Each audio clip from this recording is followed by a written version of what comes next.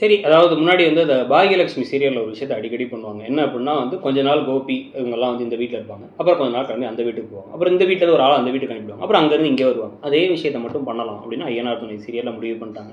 ஆனா இங்க நெறைய கேரக்டர் அங்கிட்டும் இங்கிட்டும் கொண்டு போக முடியாதுன்னா, நிலாவ இங்கேருந்து ஹாஸ்டலுக்கு கொண்டு போய் போடுங்க. நிலாவ வந்து அவங்க அம்மா வீட்டுக்கு கூட்டு போங்க. திருப்பி இங்கேருந்து இங்க கூட்டு வந்துருங்க அப்டின்னு ஏதோ ஒண்ணு பண்ணிட்டு இருக்காங்க.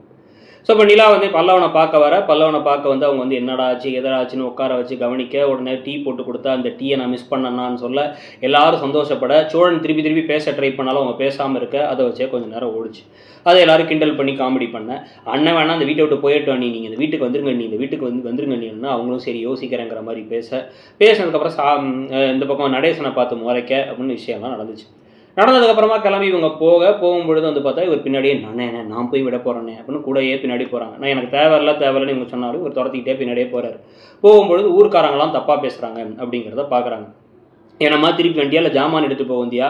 இந்த குடும்பத்துல யாருமே இருக்க மாட்டாங்கன்னு" எனக்கு மனசு கஷ்டமா இருக்குன்னு இவங்க சொன்ன உடனே, அப்ப அண்ணனுக்காக, பல்லவனுக்காக பல்லவன் இன்னைக்கெல்லாம் எந்திச்சு உட்காந்ததே உங்களால தான். நீங்க திருப்பி வந்துருங்க அந்த வீட்டுக்கு. நான் வேணா அந்த வீட்ட விட்டு போயிடுறேன் அப்படிங்கிறாரு இவரு. உடனே அவங்க சரி ஓகே. வீட்ட விட்டு வேணா நீங்க போங்க. நீங்க போனா நான் வீட்டுக்கு வரேன் அப்படின்னு நக்கலா மட்டும் சொல்லிட்டு, கிளம்பி ஆஃபீஸ்க்கு போயிடுறாங்க.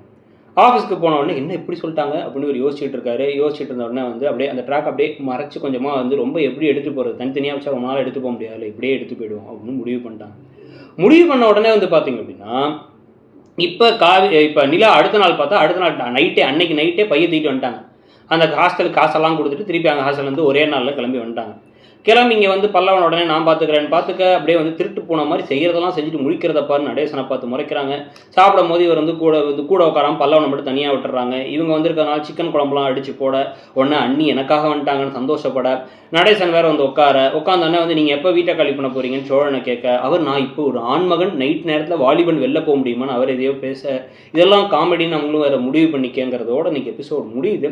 ஸோ நாளைக்கு தான் தாலியை கழட்டி கொடுக்க போற சீன் நடக்க போகுது. அதை பத்தி நீங்க என்ன நினைக்கிறீங்க? திருப்பி நிலா அந்த வீட்டுக்கு வந்துட்டாங்கிறத பத்தி உங்க கருத்து என்னங்கிறதையும் சொல்லுங்க. தேங்க்யூ.